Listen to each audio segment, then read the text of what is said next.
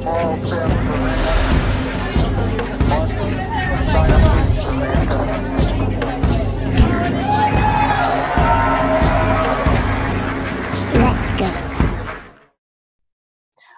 you guys want to turn on your cameras and come out and chit chat now, feel free. Feel free to turn on your cameras and come talk to me. Throw a topic on the table. I know Earl said he wanted something he wanted to say, but Earl's all I can see is his door. Yeah. Oh, hold on. I see a door. That's all we see, Earl. I'm sorry. There he is. I'm a doorman, don't you know? Well, almost knocked over my coffee. That would have been bad. If I remember correctly, wasn't the U.S. supposed to what they wanted to do was take over after 9/11 was to take over 7 countries in 7 years? Wasn't that like their master big plan? Yep. Afghanistan, Iraq, Syria, Libya, Kuwait, Lebanon. It may have been Iran. In Iran. Good luck with that. It's like, yeah. How's that gone for them? Yeah. So I've been finding weird shit in, like, me and my friends in Marlena's Discord channel. We were talking about, we were wondering, because I was telling them about certain things I've been seeing, like, for instance, now I'm seeing video, like, not footage from the 1929, where they now have, like, actual audio of that moment, like, when it was shot. No, it wasn't, like, add-in video. I mean, audio, I mean. Yeah. I'm like, wow, I don't remember ever that happening. Then we started looking into the ATM. And for some reason, ATMs have been around since the first one came out in Britain in 1967. I'm like, that would be like 1980s or something like that. Like, we did research. We pulled up websites and all that. Like, yeah, ATM machines in the 60s? Yeah. Yeah. Yeah, no. Time traveling from the future, sure. The time traveling from the future. Yeah, exactly. They traveled back in time and plopped an ATM machine down in Trafalgar Square just to confuse everyone. What the hell is this? Okay. And so I found this documentary on this Zeppelin called Zeppelin that Randolph Hearst funded. Like, he funded his whole around the world in 21 days in a Zeppelin. Now, I've never heard of this Zeppelin or what happened, Like, I think I would have known about this by knowing what happened to the Hindenburg. 1929. So here's the weird thing.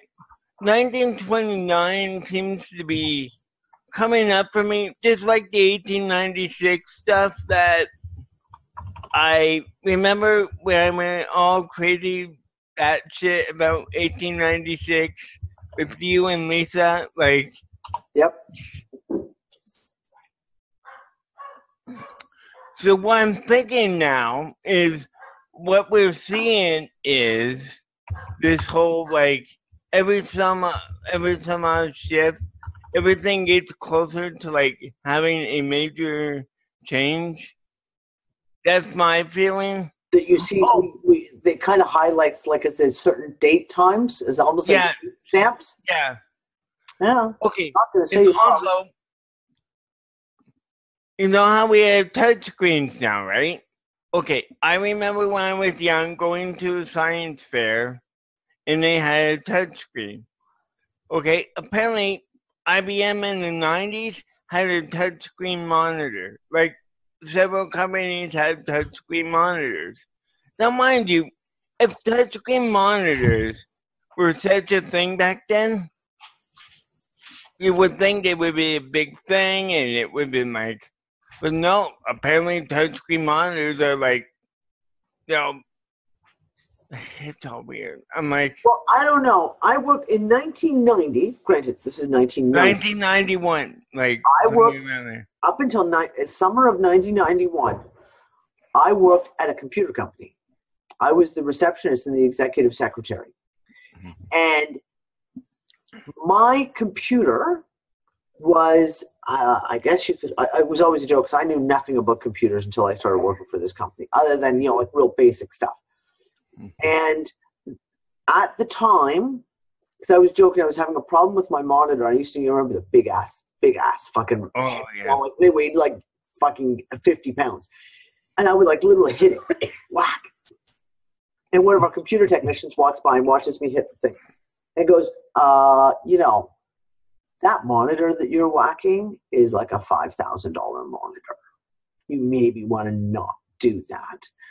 And my computer setup, because I dealt with all the billing, all the, a lot of the storage stuff was all on I had double hard drives under my desk.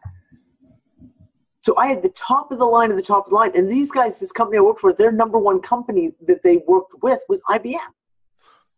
And I certainly had never seen a touchscreen monitor. And my two bosses were computer geeks of the highest order. Like I was not allowed to even so much as touch my one boss's computer. No one was allowed to touch it. It was that big, it was that new, and it was that expensive right out from IBM. Yeah. And it was not touchscreen, let me tell you. And I was watching another video about this IBM computer that cost back then, $17,000. It was like a business type machine for like CAD and all that stuff. And oh no, like, some of them back there, they were well that much money. It's like, no. The computers that in our office in 1990 were ridiculously expensive, the stuff that they ran. When I was in grade school and regular school, like I had to have this special monitor that was like probably like 40, 50, no, 30, maybe 30 some odd inches, because of my vision back then, like was, you know, bad and all that. So yeah. So we are living weird stuff, man. It's like, then I started thinking, hey, how is this all gonna look like to us, let's say 5 to 10 years out, post, you know, the whole effect thing, you know, like that's why I'm like, holy crap, things could be really weird by then. Shit already is really, really fucking weird. It's not even a question. Not even a question. So you talk about Mandela effects, because I don't follow the Mandela effects at all anymore. I've just gotten to the point where it's just like, yeah, fucking whatever. And one came by and it was like, you know, you fire up your YouTube and you get all your recommended for you. And just the very first one caught my attention. It was about the Addams Family. The Addams Family movies. And I was like, they were like, Wednesday Addams' dress has changed and Cousin It is now Cousin It ITT. And I went, okay, I got to watch this. Okay, let's go. And yeah, in the second movie, Wednesday Addams' dress now is black with white flowers on it. Right. That's what I said. Because we sat my favorite movie. It's my daughter's favorite movie. We sat down and watched the Addams Family movies over Christmas. And let me tell you, Wednesday Addams' dress. All solid black. Oh, okay.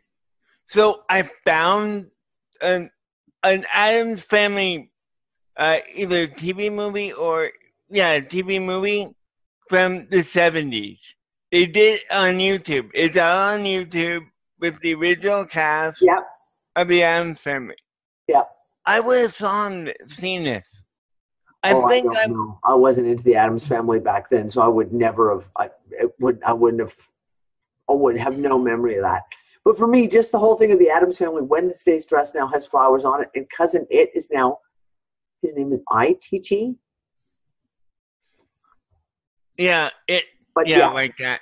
It's like, that is so stupid. Why would you, Yeah. like, oh, speaking of the TT, Britain is now spelled with one T. British, but they can be spelled either way. So you can either, like, I've never seen it spelled with two T's, I don't think. I don't think I've ever seen it spelled with two T's. I don't know. Like I said, it's just fucking insane. and then that Britannia made, has two T's, yes. and that made me think, because when I look at Canada, it looks shorter now to me. Yeah, that made me start thinking. I remember it made me go back in my brain because I remember at some point Canada having two N's in it. I don't know. That's my feeling. Like, No, that one I don't have a memory of. Yeah, Britannia has two T's in it. Britain, to me, and at least from what I remember, is just one T.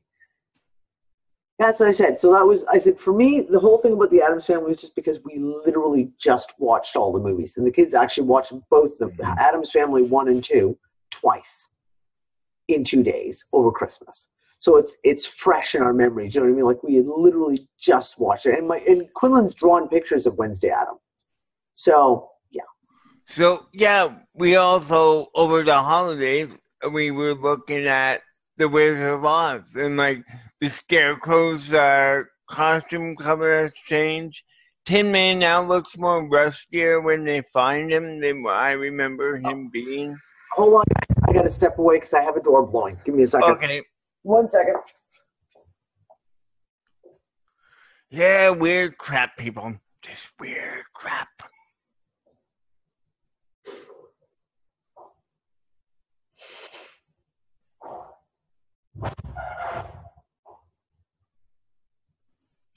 Everybody being quiet now, except for maybe Earl. Okay.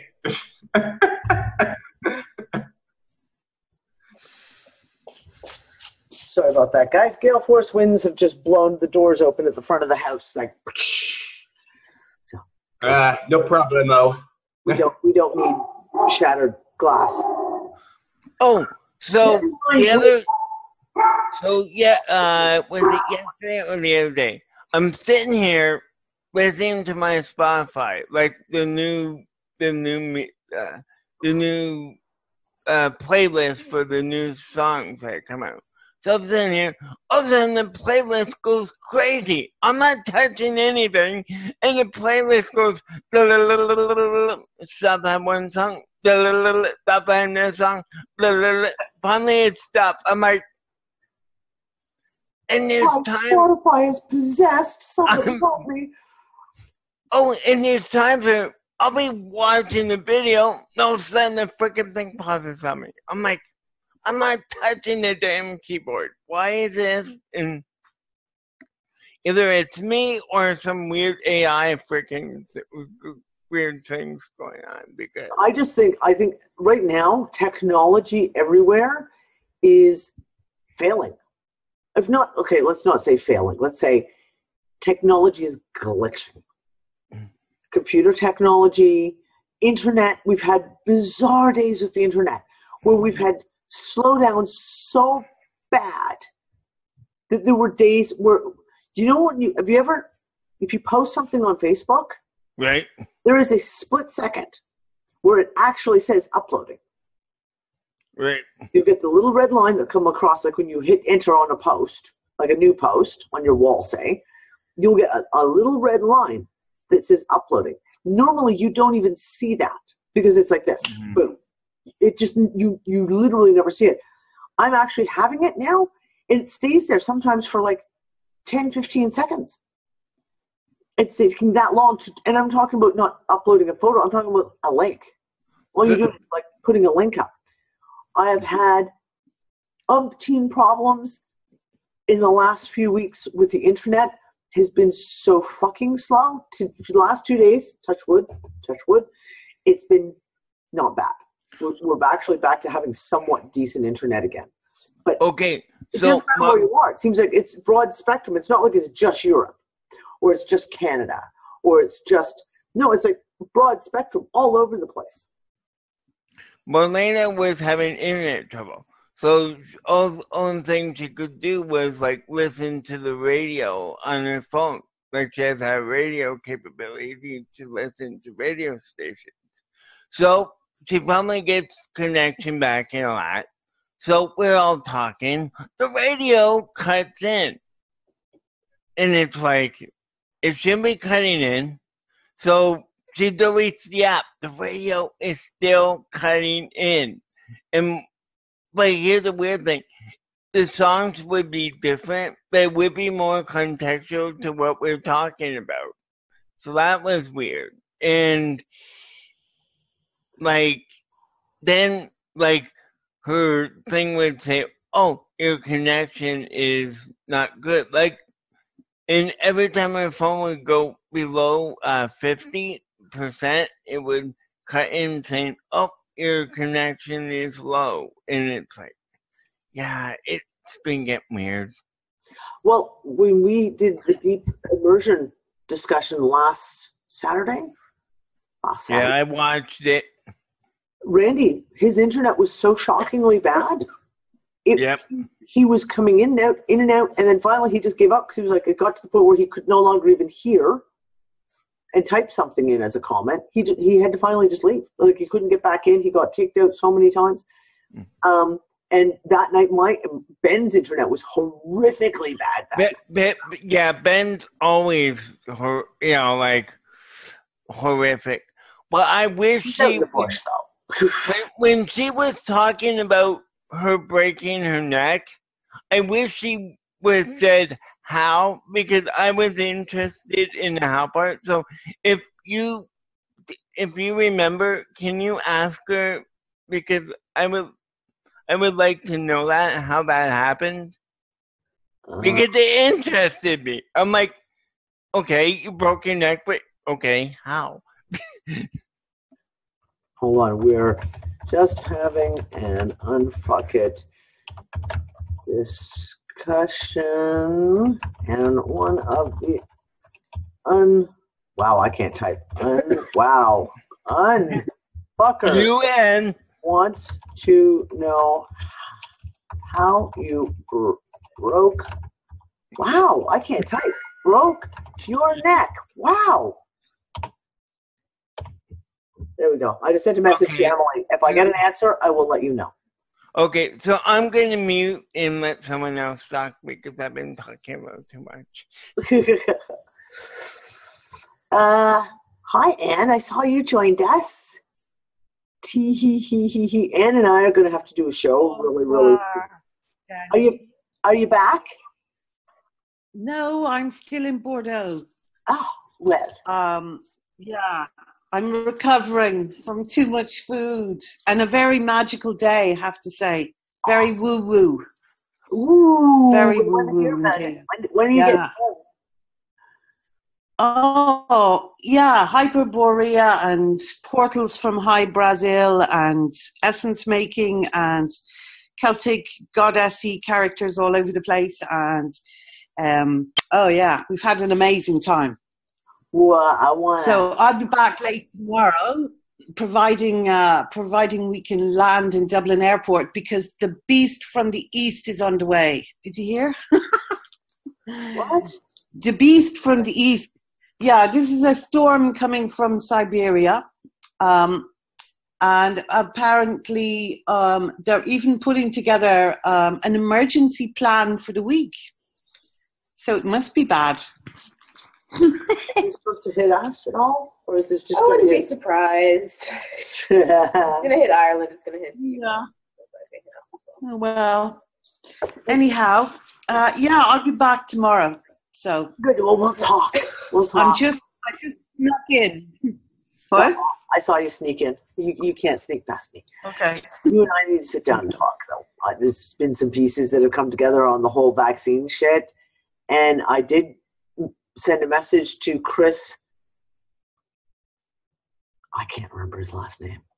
Oh, good. Kirchhoff or something. Yeah, and I've sent a message, and we're definitely going to get together and have a sit-down conversation with him very, very soon, and we'll record that. So. Yeah. Oh, yeah. The other thing I was just binged about the other day is where the actual location of the insertion of the vaccine is most usually on a major meridian. Think about it. Wow. Yeah, the triple warmer meridian, the gallbladder meridian. Most often, the vaccination, whether it's on an arm or a leg, goes into a major meridian. Huh. Apparently, yeah. Anyway, I'll look at a bit more of that. Yes, I have muchy stuff to discuss with you. I've had a few, like literally after our last conversation, my head's been going off. One of the things, big one, is the detoxing aspect that we keep talking about. And after you and I had the conversation, like our second last conversation, when we were saying that we have to stop falling back on the old rules. We have to stop. We have to go forward now. We have to start doing everything new, and we have to start really evaluating what we're doing going forward. That's looking at things differently. And one of the big things, of course, in the whole thing about detoxing the skin and the hair, the scalp, especially the scalp, and the whole thing about clay. I think clay packs are going to be one of the most important tools we have. And I did an experiment. I fucking did an experiment today, and I got in the bath and I did like the clay, and I literally from here, like down my arms, chest, neck, across the back, and really, really concentrating on where like the lymph nodes are and where the glands are. And I could really feel, I was sitting there going, wow, like really feeling the pull, even to the point of one of the things that we need people to start doing, clay pack in the armpits. And in the armpits and feet, it's going to be, and I just really, Nancy, I'm using the clay that I get is the Moroccan clay, because the Gasul clay is just fucking beyond brilliant. That's what I'm using. I find overall it has the best broad spectrum effect, if you will. So you get things like the kaolin clay, and I use kaolin clay a lot as well, which is the white clay, and your bentonite clay, and you've got green clay, etc. I find the Gasul clay is overall does the most broad spectrum work, so that's one of the reasons why I've been really using it a lot. But with detoxing, and it's not something like, before, it's like, I was talking to Annette actually last week, and I was saying, because Annette and I both got our start off in like cosmetics and working for like the big cosmetic companies type thing. And back in the 80s, 90s, you would tell people, oh yeah, exfoliate once every week or two, and you do a good deep cleansing mask once a month. No, not anymore. Like, we're to the point now where we need to be doing this. Like, the detoxing, that deep cleansing aspect has to happen like every few days. Literally every few days. Start really, really stripping out the toxins in our skin. Because the buildup is what we dealt with in the 80s and the 90s and in the 70s was nothing compared to what we have now. We're talking serious fucking shit. So, there's a bunch of stuff I want to talk with you about that, because I'm looking at the shungite, using putting the shungite into the clay. So, yeah. It's the detoxing stuff. But it's not, like I said, it's not just the looking at it cosmetically, as in like just your face. It's like I said, neck, armpits was huge for me. I all of a sudden had this fucking realization. It was like, holy shit. And the bottoms of the feet. These are major access and exit points for the body, and they need to be clayed and really, really detoxed regularly. Yeah, and that shungite for everyone. Yeah, we're getting there. And C60. Yes. 60. I'm not going to talk about it, but I'm going to be running a C60 experiment starting in the next couple of weeks. So it's going to take at least 4 months to do the testing. I would assume 2 months we should have some basic idea, but probably 4 months of testing. Really excited about some of this stuff. You guys will find out about all this shit because there's a group of us all kind of working together and brainstorming a whole lot of shit on the health. And yeah, we got to go new. Basically, we have to go new. We can't keep relying on the old standby stuff and the old theories. The old theories have to be fucking thrown out the door now. We really, really have to look at everything completely new and start looking at it really, really broad spectrum. So, because we're not just talking about, like in the 70s and 80s, when you talked about pollution, you were talking about, there's a factory over there and they got black smoke coming up and gee, that's terrible pollution. We're talking about pollution of a complete radical different kind now. We're talking about frequency pollution with all the EMFs, the Wi-Fi, the cell towers. We're talking about literal environmental pollutions that we've never seen before.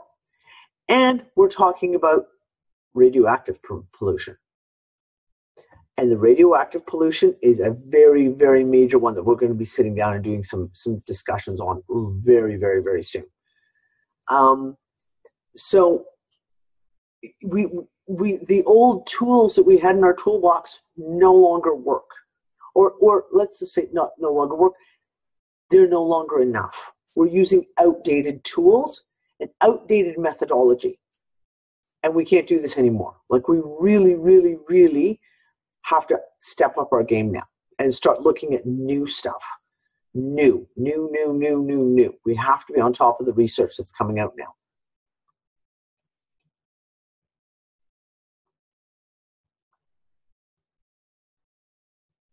Yeah, you know what, David?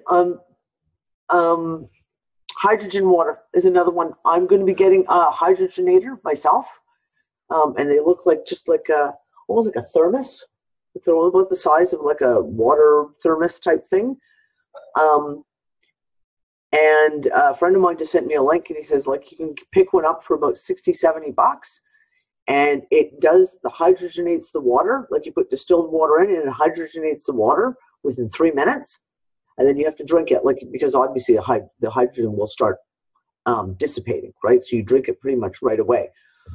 This is one of those other pieces. Hydrogenated water is going to be, I think, is another vital piece that we need to be aware of. And that's what I mean by the research now is so important that we have to be on top of the research. Some of the stuff that Cliff High talked about. Some of the stuff that Cliff High has been talking about. And the things like the stripping out of the atmosphere. And this friend of mine I was talking to, we're saying like if it's hydrogen that's being stripped out of the atmosphere, this is a vital component for human health. We absolutely need this. So if this is one of the things, if we are starting to lack hydrogen, then that means we are going to have to take steps to add the hydrogen back in ourselves. And this is what I mean, where we have to stop thinking in the old methodologies, and we really, really have to start looking at the new. We have to kind of break through the old paradigm shit and start looking at new ways of doing things, because the old shit, it's not enough anymore. It's not enough anymore. And it goes into the shit that we've been talking with Ben too, like the food isn't, we need more vitamins and more minerals in our body because the soil doesn't have it, so therefore the food doesn't have it. So what you used to be able to get in the 60s and 70s from eating a carrot, now to get the same level of vitamins and nutrients, you're probably talking you need a pound of carrots to attain the same level. So there's going to be a lot of stuff, and we're going to really, for me personally anyways, I know this is going to be one of my prime focuses, is that this research that we need to do is, and we got a really broad spectrum, start looking at stuff. Stop narrowing it down. Stop looking at just one tiny piece. Like I said in an article, I think last week or the week before, so like, you've got people who are looking at chemtrails. and all they do is chemtrails. And then everything that's bad, they relate, oh, well, the chemtrails cause all these things. And then someone else, it's all about HARP. And someone else, it's all about vaccines. And someone else, it's about Fukushima radiation. And so, and they, yeah, exactly, Blair, they get blinders. And they only look at these small little pieces. And we can't do this anymore. We have to start looking broad spectrum and really, really expand our perception on all of these things that are going on and starting to figure out how they work together, because some of the recent research that I've been doing over just even the last month, we're now seeing pieces are coming together where you realize the magnitude. We asked questions a year ago about vaccines. Well, you know, Ann and I, we asked the question of like, well, why are these unvaccinated children coming up with autism? Well, now you've got to start looking deeper into the question. We talked back then about epigenetics, and we talked about chemtrails, and we talked about stuff. But now we're looking at things like, for example, the study that Ann posted it, and then I reposted it on RTS Earth about the EMF. Well, this is a major, major piece, because these guys basically proved that, A, you could, when you actually took the time to block out the EMF waves using various devices and fabrics, et cetera, they were able to analyze brainwaves and realize how it was affecting all kinds of areas within the brain, in the endocrine system, et cetera. This is huge, because all of a sudden you have to broad spectrum. You go, oh, look at this piece. Because if the EMFs are going in and it's causing a problem, say, with melatonin uptake, when melatonin is what your brain secretes to help you sleep, to regulate your sleep patterns. How many of us are not sleeping right now? How many people are going through like horrible time trying to get to sleep at the moment? So we really need to broaden our perspective of when we're looking at these things now and start, like I said, we just have to break the old paradigm. The old molds have to be fucking chucked out and start looking at everything fresh and new. Fresh and new. Good, sweet pie. Did you take Groot for a walk? Yeah, before you start the show. Okay. So yeah. I don't know, guys. We got Hey, Danny, really quick. Yes, David. Let's see here. I've been doing the C60 stuff. I bought a buttload of it. Okay. How's it going? It's going really well. Started off with about an ounce for a week, and since then I've been doing about a tablespoon every morning. The other thing I'm doing is I've been doing kangen water, and this is the piece I wanted to toss out to everyone.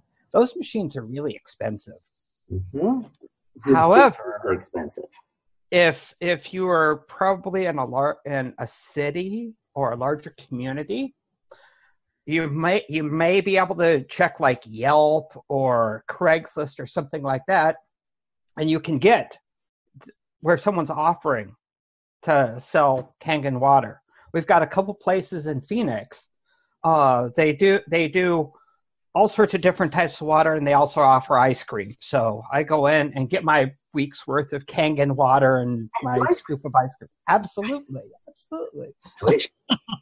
So some of these machines are expensive, so get creative and start looking around for alternatives. So David, if you wouldn't mind, can you explain kangen water? It's a term I've heard tossed around a lot. I don't fully understand exactly what it is. Could you explain it? Well, as I understand, and I still don't understand a whole lot about it. There's something in the technology it's not getting in the gray matter. Okay, but apparently it's something similar to doing hydrogen water, where you run it. There's an electrolysis process, and it comes out, and the water's been transformed. Okay, so Jane just said it's a pH water, alkaline. Right. Okay. Yeah, and these are like high-end machines. I mean, to get a good one, you have to spend about $4,000 to $5,000. I know. I priced them out a couple of years ago because I had someone who was going, oh, you got to get kangen water. And I was like, yeah, no, I don't need to get one that badly. Right. And a couple of, recently, Cliff High's been talking about hydrogen water, and he's also mentioned kangen water in the same sentence. So I need to do some more research on that piece and get that information to you and find out, is this the same thing? Okay, well, here's my thing. Okay, when it comes to the alkaline stuff, and Dawn just turned her camera on, so I have a feeling she wants to add something to this. She turned her camera on. Baking soda. Like, Dawn, you talk about it. You put a pinch of baking soda fucking in everything. Everything I drink. Everything, because you can alkalize it immediately and you don't even taste it. You don't even know it's there. Because that, to me, okay, so if we're looking at, if I'm going on the premise that that's what kangen water is an alkaline water, then we can do that more, because this is our problem, okay? The problem is that we have this stuff come up. We'll go, okay, well, C60. Well, the average person can't afford it. I can't afford it. I'd love to be on fucking taking the C60. I can't afford it. Kangen water. Yeah, well, the average person can't afford that. You get certain supplements. People are like, I can't afford that, right? So this is my big thing right now is when I talk about the whole changing the way we think about things, is we need to find other ways of doing stuff, right? So it's things like, okay, maybe we can't do kangen water, but maybe we can do what Dawn's doing. Just put the tiniest pinch of baking soda in your glass of water, in your coffee, everything. Put it in your soup. Put it in your whatever you're doing. Put a little bit in. Do the test. Do like I did. You know, buy your little thing of pH strips. They're real cheap. You know, the color-coded ones. Yep, the pool strips. Everywhere you go and everything you put in your body, you test that first. And you see it, and then put your little pinch in. That's a good idea. And then, see it for yourself. Experience it, because it is shocking what you're putting in your body. That is, the alkaline pH strips are dirt cheap. You can go get them from a pool store. You can get them, you can buy them almost anywhere. You can buy them online in like fucking packet of 100 of them, and they're dirt cheap. They're like $3, $3.99 or something. They're cheap. So that is actually a really, really good idea. I like that idea, because this is one of those things that you can do, because it gives us a tool. A lot of us are visual. I'm a visual person. So if someone says, like you say, what's an alkaline food? What's an acidic food? We'll start getting used to use those strips, and you go, okay, well, I'm going to test this cucumber. And you go, oh, look, that's really alkaline. And I'm going to test this something else. And you go, oh, wow, it's like way the hell up there. Okay, that's really acidic. Okay, great. So let's start doing this. And if we can do the same thing, like you say, take a test and put a pinch of baking soda in it, and then test it again, and you can see that the alkaline comes up, then guess what? That should be part of our solution. I get every patient that I have to do that, because I really want them to see it for themselves. This is all about really understanding and reuniting with your own body and becoming partnered with that again. Becoming aware and responsible. Yeah. Yep. All of it, because, people disconnect from their bodies because the stress of life and these schedules, and we can't afford to be sick, and we can't afford to have, so we just take something and block it out. And that keeps moving us down that road where we do it long enough, we aren't listening to our bodies at all. Yep.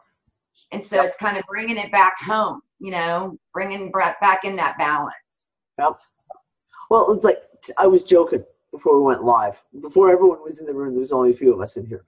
I'm sick as a dog right now. We have this head cold going around the house, and it starts with the runny nose and the sneezing, and then it goes to the catch cough, where it's not an expulsive cough, like you're not coughing anything up or very, very little. It's the tickle. And once you cough, you're fucked. Because then you cough until you literally, Logan and I almost did it tonight. About an hour before the show, I coughed so hard I almost threw up. And I went, and I was just like, okay, well, I got a show tonight. I got to control this. So I reached, I'm sorry, mine for that is codeine. The only thing that stops that cough for me is codeine, because codeine actually paralyzes this reflex that you get when you get the kind of cough where you can't stop coughing and you choke and you choke and you choke and you choke to the point you're going to throw up. Codeine to me is the only thing. Anne's probably rolling her eyes at me. I'm sorry, Anne. I'm sure there's a homeopathic that would fix it. I did the same thing. But I did codeine. And so I have like a codeine cough syrup, and I literally just, the last little bit I had at the bottom of from last year, I just fucking swigged that back. I was like, right, I got to be able to do a show and talk without choking my head off. So, and it's like, I'm not rolling my eyes. Yep, I got one that looks almost identical. It's clear, and it's like, yep. This thing is like a year old. Yeah, and that's all I have left, but I keep it for emergencies like you. It's the only thing that'll work. It is the only thing that stops that, and it's because codeine actually paralyzes what happens when you get that cough is it starts a reaction. And what happens is the little tiny, the back here, start doing this.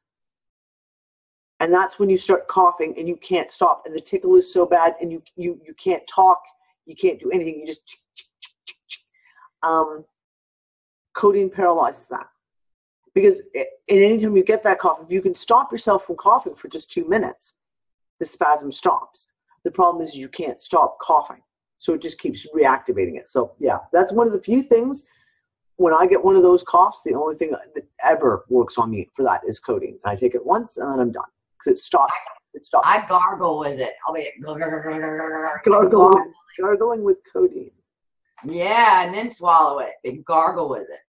Lily, I don't know about magnesium. I honestly don't. I literally, the first time I ever experienced this kind of a cough was when I was pregnant with my eldest son. And I was like 8 months pregnant, and I couldn't get up in time, and I would literally throw up. And my doctor said to me, look, the only thing I can give you, because you can't take any cough syrup, the only thing I can give you is a Tylenol 1.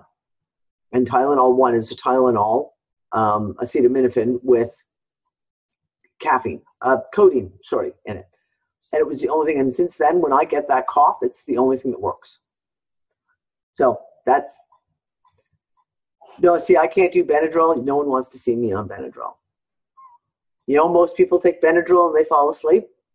Yeah, it has the opposite effect on me. I'm like, yeah, let's go paint the house. Let's go wash the windows. All of them on the 3rd floor. That's me on Benadryl.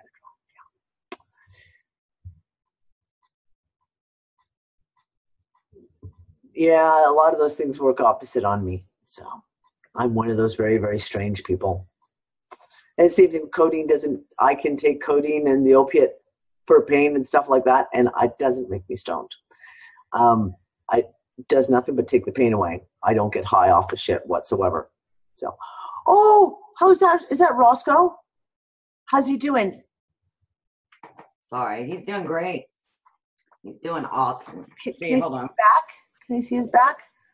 Roscoe had to have surgery. Can you see? Oh, it's healing up nice. Yeah. He's doing good. Oh, you're such a good boy. He's such a sweet boy. Yeah. Maury's coming back in a week. I'm looking forward to it. There you go. So yeah, no, we really have to change how we're doing things, guys. We really, really have to, we got to kind of kick it up a notch now and start really, really taking responsibility for ourselves. And the big thing that has hit me, I mean, I make fun of scientific research and medical researchers all the time anyways. You guys know that. But the one thing that has really hit me recently is the fact that we cannot rely on these guys to do research for us at all anymore. Because they're so, as Blair said, they're so blinkered that they only look at their one tiny, tiny little piece. So they put out a study, and the study itself may be absolutely brilliant. But because they only look at this one tiny, tiny little piece, and they don't take into consideration chemtrails, heavy metals from vaccines, et cetera, et cetera, et cetera, et cetera, et cetera, their conclusions are invalid. So we really do, when we talk about taking responsibility for ourselves, We have to take responsibility for ourselves now, and we have to do our own research. Like, I'm sorry, but it's time to just got to get up, pull up our big girl panties, and we just got to do it ourselves.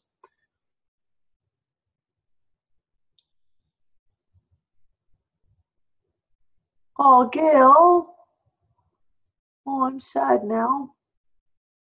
Yeah, David, it's all compartmentalized. That's the problem. And I think it's very deliberate, right down to medical school, right down to scientific stuff. And we hear more and more bits of disclosure coming out from within the scientific and medical communities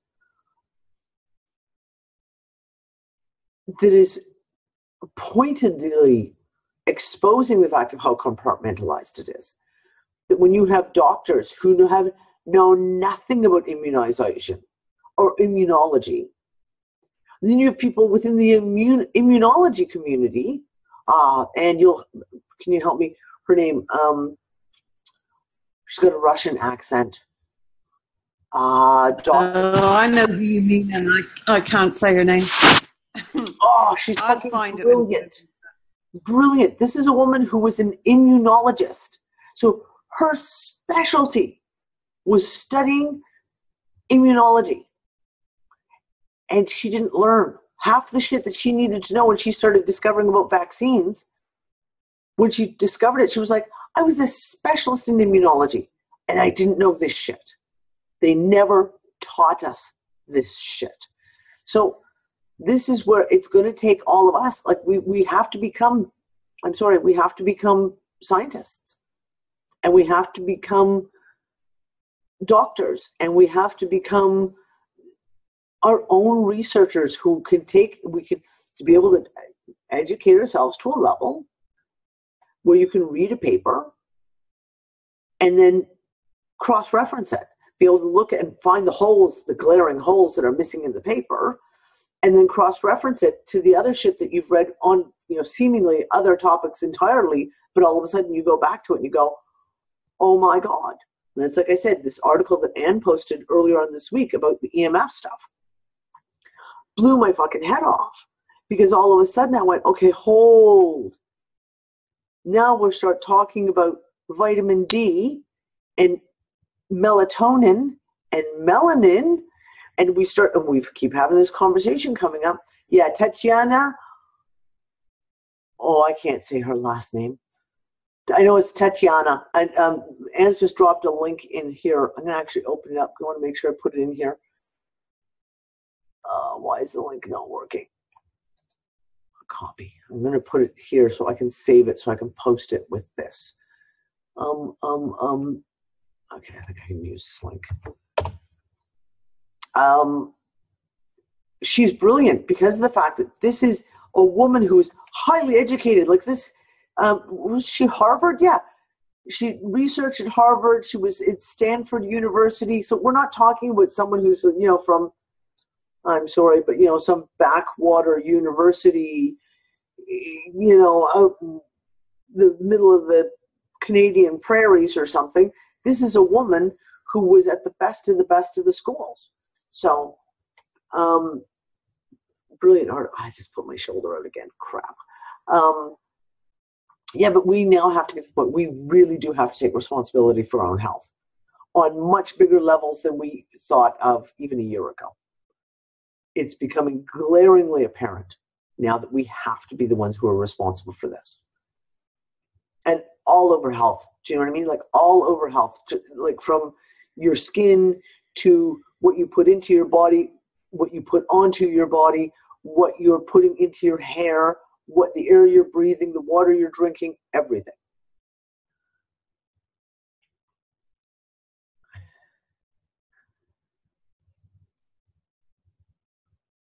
Oh, good for you, Jane. Oh, good for you. Yeah, see, this is the kind of thing. Not a lot of us can afford to go back to school, right? But the one thing I've found, especially in North America, getting, for example, secondhand textbooks is really easy. Like I used to be able to go down to any secondhand bookstore and you could find out find textbooks. And even if you even call up things like homeopathic colleges, naturopathic colleges, etc., you could probably ask them, do you have any old textbooks that you're selling off? So they're a year or two out of date. Who cares? It gives you some information that you can valuable information to learn from. So that's awesome, Jane. Fucking good on you. Good on you. Yeah, don't even talk about kitchens that look like a lab. Yeah, I have jugs in jugs. My whole luckily I have one, Gail will tell you, I have a very, very long kitchen counter across the back of the kitchen. And there's one whole side of it where there's like jugs of oil, like jugs of argan, there's massive jugs of black seed oil, and there's like, fucking castor oil, and there's all my waters, et cetera, that, yeah. And then my bedroom, I have, most women have like a dresser. And, you open it up and you've got like socks and undies and shit like that. No, I have it in a dresser, and it's absolutely full, every single drawer, of essential oils and homeopathics and herbals and all the rest of it. That's what I keep in my dresser. Jane, you know what? I'm really awesome. I keep saying this. I'm going to start doing some growing here.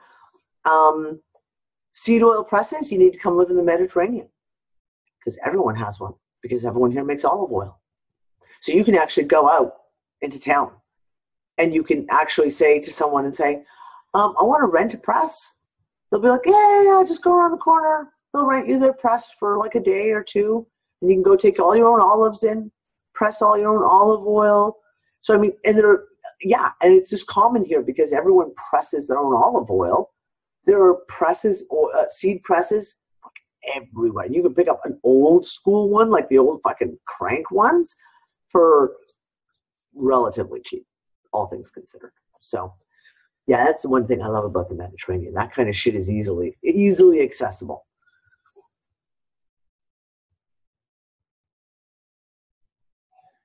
Gail, are you making fun of my kitchen? Gail's making fun of my kitchen. Maury has to walk around everything in my kitchen when he comes because it can get quite messy at times. And then I'll take over his bathroom too. I have to I'm kind of bad about that. His bathroom is my other lab. I'm growing used to the smells that I don't normally smell. I'll tell you that. I'm not saying nothing. That's great. You're funny. You're funny, Maury. Yeah, no, I mean, I've got so many different things I want to get into. I want to get into growing hemp. I'm really, really, really, really one of the next oils I want to get into very, very much so. And again, it's a conversation I've been having with a friend in Australia, and he's talking about hemp seed oil and some of the shit that he's doing as a researcher. And he's a hardcore researcher on hemp seed oil. I'm like, but I don't trust anyone, right? Like, you can't buy hemp seed oil. I'd have to know who I'm buying it from, So, yeah. I didn't kill the mailman. Come on, Brianna, stop that. You're terrible. No, my mailman knows me. My mailman knows me very, very well.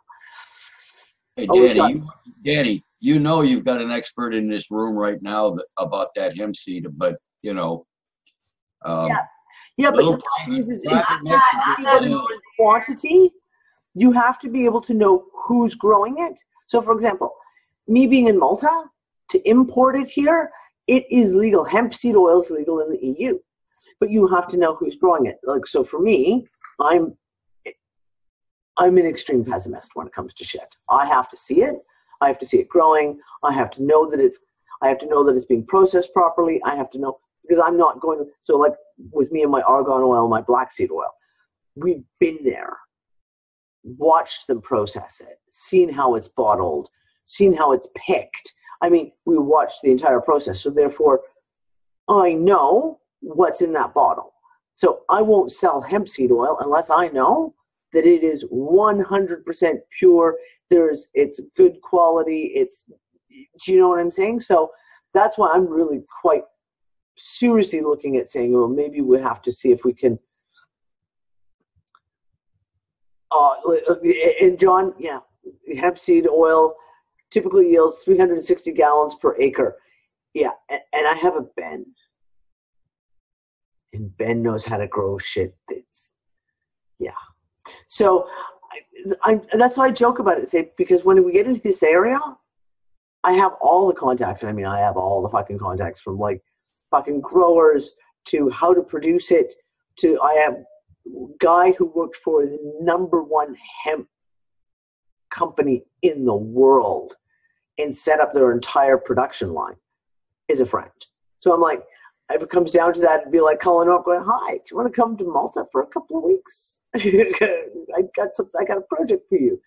So yeah, that's one of the things I'm majorly, that's one of my next investment points, if we can call it that, one day down the road. I want Let me ask you a question, please. Yeah. If I was able to get you seed that is like a 0.03 THC, like barely anything, but very high THCA, CBD. I mean, we're talking, it's like a Charlotte's Web type of strain. Okay. But it should, like, I have access to this now, which is going to change the game even more for me. It is a strain that's considered legal, really. Because it's so low in THC, yeah. So if I could get you that, and then teach you how to cross and do what I do. See where I'm going with this? Yeah, I know where you're going with this. You see what I mean? And that could be your little leg in on the legal side. You could always kind of stance in on that. Hey. Don't trust me. Look, this is all the stuff that I've been working with. I've been slowly getting myself. But see, if you made a pill, medicinal marijuana here and all the rest of it. So I'm saying, if you made a pill out of this stuff, yeah. Because remember, you got to have a little THC up in those receptors. If you made a pill out of that, it'd be incredible. We'll discuss, darling. We shall discuss. This is what it's going to come down to, people. This is what it's going to come down to. We really do have to take full responsibility for ourselves. And it means start growing our own produce. It means start putting if you're in an apartment, put a window box in. Start growing your own sprouts and eating those. Because we have to boost our immune systems. We have to boost our nutritional intake. And no one else is going to do it for us. They're not. So it really, really is, this is that point where we have to start doing it for ourselves. I'm hoping that in the next few months to be able to move. And one of the big things is to have some places got a garden so that we can start growing. But it's not just that. It's like even start we've got massive roof. Like because Mediterranean, all the roofs are flat. So we have a huge, massive roof terrace. And start building roof boxes. And I'm not going to do them here because I know we're going to be moving sometime in probably the next 6 months or so. So I won't, because getting them off the roof would be a task and a half on the 3rd floor.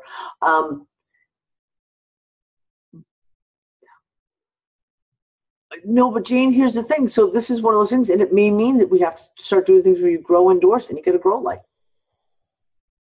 You can get grow lights now for really not that expensive, all things considered. And this is where I'm saying, like, when we go, like, we are going to have to make our own steps forward in this kind of shit.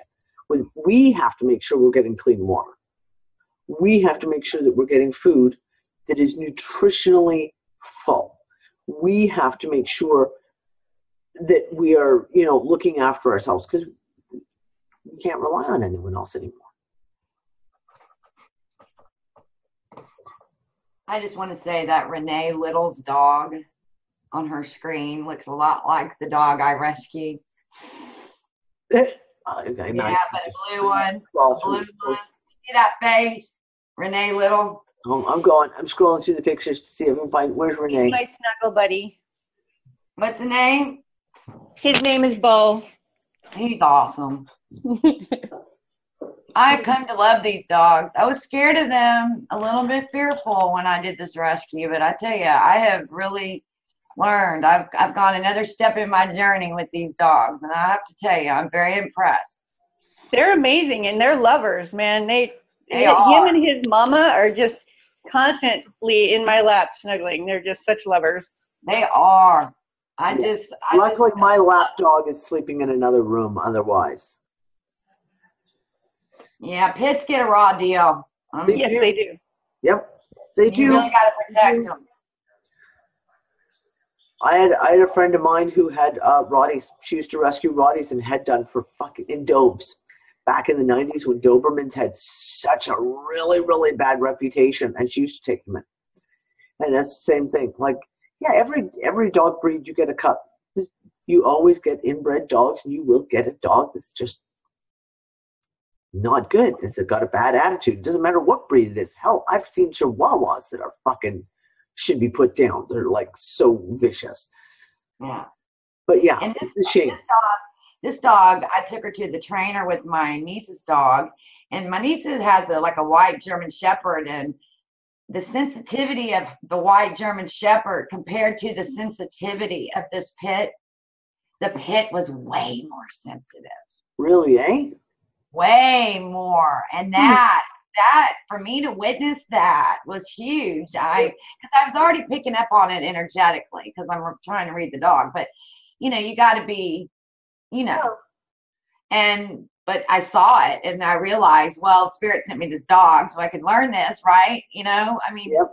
Really, you listen to all these stories and. Yep. One of the people in the building that Nick manages got a pit bull puppy. I guess she was about 10 weeks old when they got her. And she is the sweetest dog. Oh my God, she is so sweet and so lovable. And she just wants to climb on your lap and cuddle. Yeah. And she's just a sweet, sweet, sweet dog. No, I don't believe most of the shtick. Well, inbreeding is inbreeding, right? I mean, this is the problem. But most of it comes from the people and how they raise the dog, right? It's how you raise the dog. It's the energy you put into it.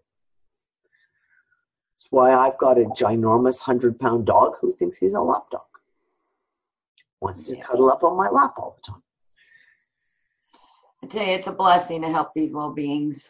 Yeah. My kids are on to me and Nick, but they want another dog. So Indigo says she has 2 pits. They're literally the biggest babies ever. Both rescues. The girl previously owned by a drug dealer. Good job. See, this is what happens, especially Texas, Louisiana. Man, it's bad down here with the fights, and they do. Well, I've got a girlfriend. This girlfriend of mine who used to rescue the Dobes. She rescues greyhounds now, and they all come out of Spain because these dogs, after the racing season's over, they just get dumped. I know. She posted another picture that just about broke my heart yesterday. Of all these dogs that got dumped in a no-kill shelter, and the shelter is full. There had to have been 50 dogs, and they're starving. That's why I posted that picture. Like, you go to heaven, and all the dogs are there, and they're the ones that are going to determine if your ass passes or not. Yeah, exactly. Yeah, fitting. It would be fitting. Yeah, it would be. It would be. You know what, Blair? We have a big-ass dog, and the reason my boys want to be able to take the dog for the walk. And you can't, they can't take Groot. Groot is so strong and so fucking huge. Even I can't walk downstairs with Groot because if he sees a cat or another dog, one of his buddies, and he starts running, I'm done. I'm done. I can't hold on to him. He's that powerful. So the kids are the boys especially, they're like, can't we just get a smaller dog that we can walk? Have you tried a body harness? No, I haven't found one big enough. Well, I can send you a body harness. Yeah, they're my kids just love animals in general. They're crazy about animals. And we go down to, but once a week, our homeschool group, friends of ours live off a village of Shokia, and the village is around, kind of bends around of a ravine, and you have this huge, deep ravine, and it's owned by the village council, and it's just olive groves, but it's wild olive groves. Like, it's just all been terraced. Like, some of the terraces have got to be probably thousands of years old, but we go there once a week, and the kids just go and they scatter down the hillside, and they just fucking disappear and they're gone. And all the parents sit around drinking our coffee, etc. And they found a chameleon the other day. Good sized chameleon too. Like, his body was about yay long, with his tail about that long. Biggest chameleon I've seen in a long time. And all the kids, cause chameleons are so awesome. They're so, like, you can hold them, and they're really, really friendly. So the kids all got to have a good look at him and everything. And one of the kids, the little ones, was like, "I'm taking it home." I would be like, "No, sweetie pie, the chameleon lives here in the olive trees. You can't take him home." My kids discovered, or my youngest daughter discovered, that they have hedgehogs here. They're just wild. So she is on a mission that she is going to find a hedgehog, and she's going to bring it home, and she's going to adopt it. I'm like, that sounds like me. I'd do that. I'd bring anything home. That's a sad thing. yeah, well, so will I. And every animal I've ever had was a rescue, and never purposefully. It's always been just, you're just there, and it just happens.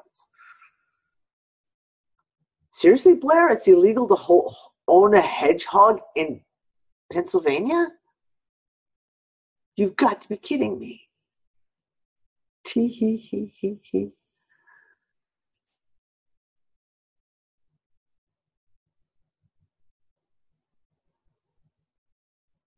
Yeah. Yeah. Hey, you need to check out the show yesterday. We're not recording anymore, right? Yeah, we're still recording. Okay. Oh, we are? Yes, we're still Okay, recording. well, I guess I'll do a plug. We did a group discussion yesterday with Randy and Emily, so you need to check it out. Cool. Is it on Off Planet? Yeah. Well, Maurice? No, it's the members only, but I'm sure you can access that, right? Yeah, I just asked Randy, I'm sure. Yeah. I'll see. It was really good though, like what we were talking about, and just got real good. Talked about Lotta's last video a little bit, and we just got into some really good stuff. There's been some really interesting shit. I've got I'm still trying to get through 5 hours on Antarctica. I'm still trying to get through those, and I've had all 3 recordings since they came out. Well, I had the audio of 2 and 3 weeks before they were actually released publicly. Still haven't been able to get through them. But I got a book, and I posted it. I posted the PDF on the book on RTS Earth, I think about maybe a month ago, maybe 3 weeks ago. And it's called Genesis Antarctica. I haven't had a chance to read it yet, but I've got 2 good friends who did, and they're just like, "You have to read this fucking book. You're going to lose your freaking minds." So, yeah, if anyone needs some reading material that'll be, expand your brain a little bit, Genesis Antarctica, and it's on RTS Earth. If you got to go look it up. I did post it about, Brianna, you read it, didn't you? I have another friend of mine who just read it and sat down in the weekend and just couldn't she had their tablet, and she just the entire weekend. So it's like 800 pages or something like that. It's not a little book. But yeah, it's apparently a really good. And I was saying last week, I need to get sick for a week so I can sit in bed and just do nothing but read to catch up on everything. And then I got sick yesterday, but all I've been doing is cleaning. So I still haven't had a chance to sit in bed and read. Hey, Danny, just a quick one. Going back to that thing that Dawn just referred to, that little get-together we had yesterday. It's kind of funny the way it worked out, because we don't coordinate anything, Dawn and I. We just do what we do. Yeah. Independent, it works most of the time. We kind of tag-teamed them yesterday, and I haven't heard it again, so I don't even know what the hell was said for sure, but I remember what she said, and I kind of remember what I said. And like I say, we did a tag team on them, and it was just for that alone, it's worth watching. I got to tell you. Nice. Oh, Renee, he's beautiful, or she's beautiful. Look at the face. Oh, look at the face. He's like, Mom, I don't want to be on TV. No, I'm not going to look at you. No, I don't Look want at to be that. on TV. See those eyes? Oh, those are huge. Oh, quit being a tard. Oh. Okay, Jane, I am going to start doing vitamin C. I just got an instruction. I got to try and fuck it. You guys don't understand how many documents I get a week. Like, I get so many. It's so hard to keep them straight. A friend of mine who's a researcher has just sent me instructions of using, I'm going to say lemon and lime. And if I remember correctly, and I'm going off the top of my head with just him, we was just briefly explaining it to me, you grate skin. Was that it? Was it the skin or was it the whole one? And basically he took it and then I believe he dehydrated it and then he froze it. So it was frozen solid and then ground it down and puts it in capsule forms for vitamin C. And he says it's like off the charts vitamin C, right?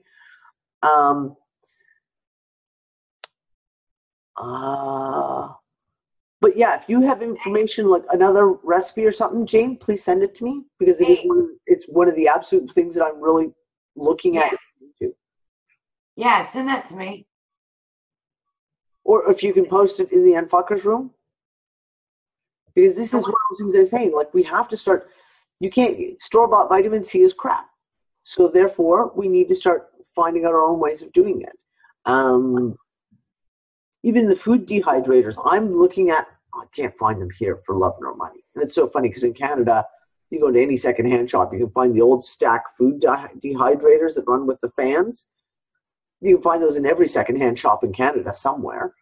I had 3 of them at one point. I didn't pay for any of them. They were all given to me by someone who was just like, here, take it. I don't use it. Go ahead.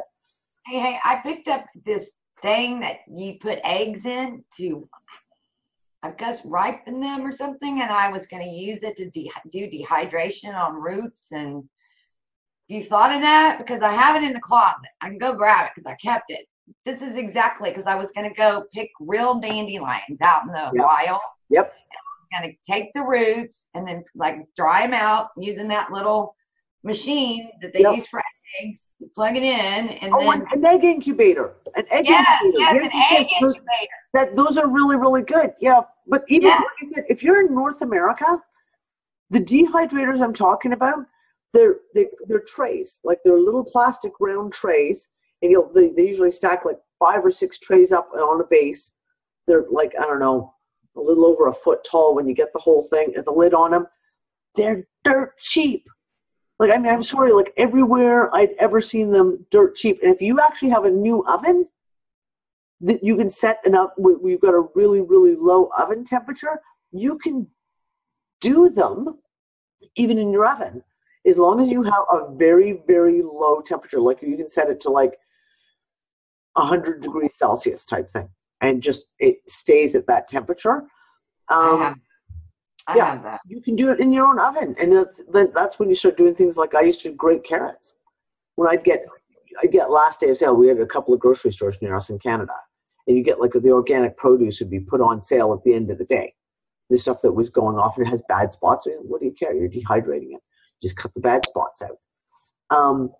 And I would literally put down like 10 pounds of carrots. And I would just grate it with a cheese grater. Lay them out in the trays, dehydrate them, put them through a grinder on short spurts so they don't ever heat up. Now, the one thing this friend of mine said is that once you've grated them and dehydrated them, put them in the freezer.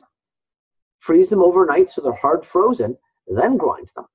Because then it stays cool. It never heats up because heat is always your thing that you don't want. It's heat is what destroys a lot of the vitamins, right? Especially vitamin C. So I would do that, and I'd have little bags with like powdered carrot. So you'd sit there and you'd be making soup and you'd add like 2 heaping tablespoons of powdered carrot to the soup. Well, that was the equivalent of 2 tablespoons of powdered carrot was equivalent of 5 pounds of carrots. So imagine all the nutrition. And same thing, you do peppers. Freeze dryers are really expensive though. There you go. John's just put a link into the Amazon, and I think the Sultan. I think I had a Sultan at one point. Hold on, I'm going to take a look and see if this is the same one I used to have. Oh no, I need that link. There we go. Yep, there you go.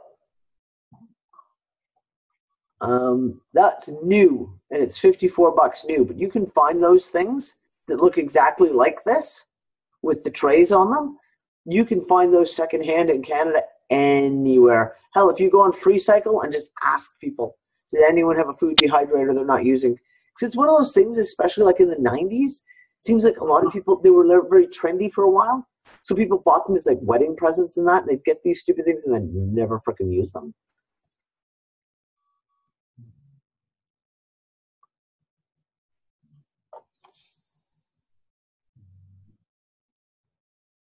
This is such a great idea for stews and things like that, because I love stews. My mother used to make all kinds of different deals, and man, it's so fresh and good, and you could put all that in there. For me, it was like, I did it because I was a prepper, right? When I got into dehydrating, it was because I was a hardcore prepper. So I had like the big, like 5-gallon food grade plastic bins that were filled with containers of like dehydrated carrot, dehydrated beets, dehydrated whatever I found, like everything. I used to do it all, zucchini, everything. But the one thing that was awesome was that like kids are sick. Kids have got a cold, you're making soup. So they don't want all the extra, like you're trying to get kids to eat more or something, you can't get them to do it. So we just like, we're having bolognese tonight, right? Tablespoon of carrot, tablespoon of beet, tablespoon of cabbage. They can't taste it, but you have all that massive amount of nutrition, poof, goes right into there.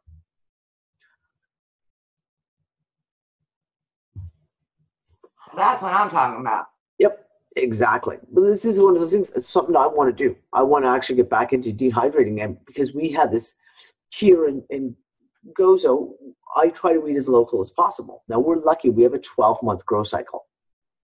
Food grows 12 months a year. So right now we're in broccoli and cauliflower season where I can get a cauliflower that's that big. And I'm not joking, I'm talking a cauliflower that's the size of a soccer ball for 75 cents. Fresh picked out of the field. Well, if you can take that, go buy 3 or 4 of those for like, you end up say 4 of them for, you spend €3 on it, cut them all up and dehydrate it down. Same thing, we get, so you have like grape season. Have you ever had you do the dehydrated grapes and then blast those down? They make great for extra for to throw it into pies. Same thing, tablespoon of dehydrated grape that's just been done down into powder. I sprinkle it into like an apple crumble just to add extra flavor. Boom. Yeah, so same thing. We have fig season here. You have prickly pear season. The prickly pears here, they grow fucking everywhere. And you can go and dehydrate prickly pears, and the same thing. They've got massive amount of nutritional value. So, yeah, it's one of the things I really want to do is start looking at doing that and start get my stores up again, because it was one of the best ways of adding nutritional value to foods, as far as I'm concerned anyway. For easy and cheap. And you could put it in capsules. That's the whole thing. You could literally just do all these things. You can make yourself a mix that's got lemon and carrot and I don't know, fucking celery. Dehydrate it into powder, mix it all up, throw it into capsules, and take it as a supplement. See, I would love to add that to my business, but the main thing there would be I'd have to keep it cool for shipping. You cannot let it get hot, just like I can't let my pills get hot. It's not hot. You have to remember there's a difference. What would be the temp cutoff? Yeah, like 100 degrees.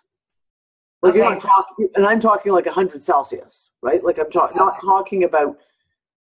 Well, see, like I can't go outside of over 80 nature. degrees. I can't go over 80 degrees in my packages. So Yeah, so but I'm saying you're not talking about a problem with shipping, because when you have stuff that's dried like that, it would be no problem because it's not going to be damaged by any natural heat source.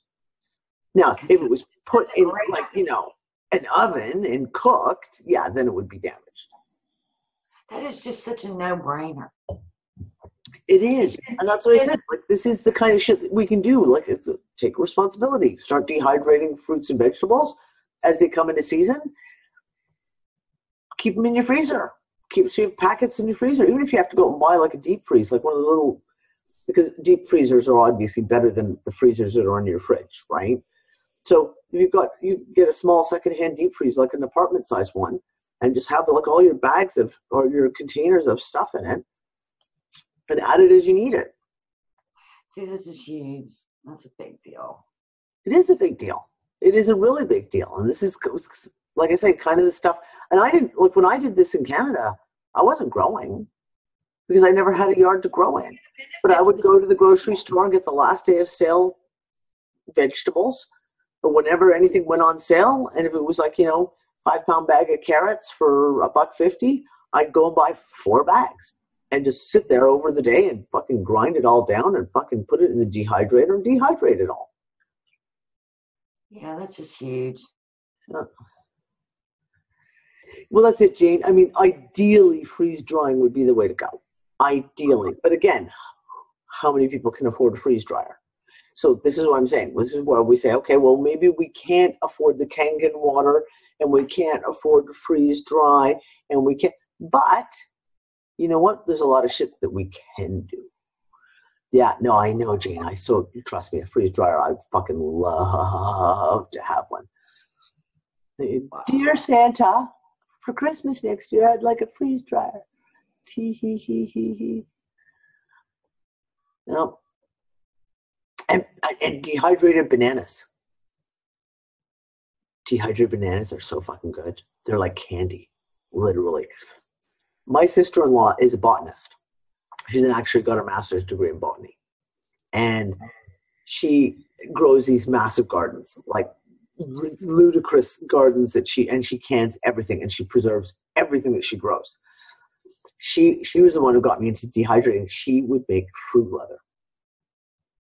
So we had in their yard, they had a massive apricot tree. Like more apricots than any town could fucking eat, quite literally. It was like a 40-foot tall apricot tree, and apricot season came in, and you'd be giving away bushel baskets full to the neighbors saying, please just take these.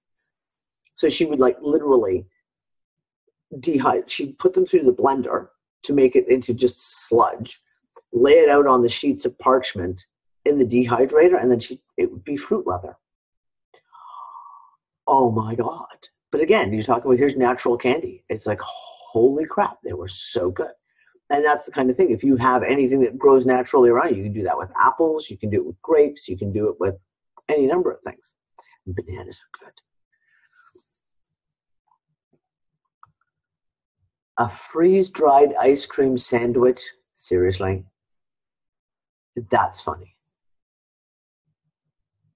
That's really funny. I had to break in here real quick when you said that. It's like, yeah, freeze-dried ice cream sandwich. When you said that, I mean, I looked at that too. It's like, I've never fucking heard of that. That's actually kind of funny to me. Yeah, we have a local place that sells fried ice cream. I haven't had any yet. Maybe next summer. Next summer. I think it's called freezer burn.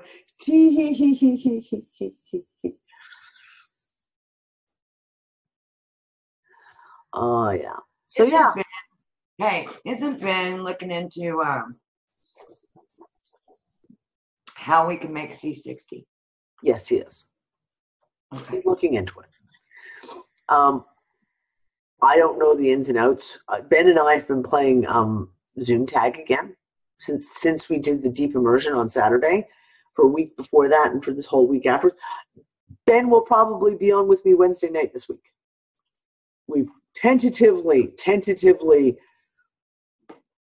got it. I've got him booked in. So Wednesday night there'll be another show.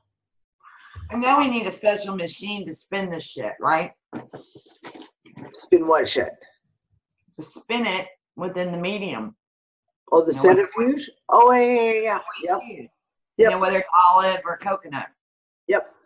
No. Well, argon. Wow. I have a test coming. And the person who ran the test for me said the argan oil took the C60 better than olive oil by far. As good, if not better than coconut oil. That's what I use is coconut. And the saturation point was better. So if So, they argon we can ingest it, right? Okay. um, So it has a fatty acid, the body brings it. You see where I'm going with this? we're going to be doing some testing, like I said. Now, I'm not doing it for ingestion. I'm doing it for topical. Okay. I'm doing some major testing for topical application for dealing with skin disease. So that is what I'm going to be running with it on. But the argan oil, he was shocked at how well it took. He was like, they aim for 700 particles per mil, and the argan took 880. Holy shit. That's the shit you sent me, right? The soy love? You sent me argon. Yeah, I sent you the argan. Yeah. That'd be amazing. So yeah. See, I'm having issues with coconut oil right now. I'm starting to back off of coconut oil at the moment. What is Shane's saying those are GMO. What's GMO? Oh, Cheez-Its. Yeah, I know. I have Cheez-It GMOs. I'm just gonna say this right now. I take a lot of cannabinoids. Okay.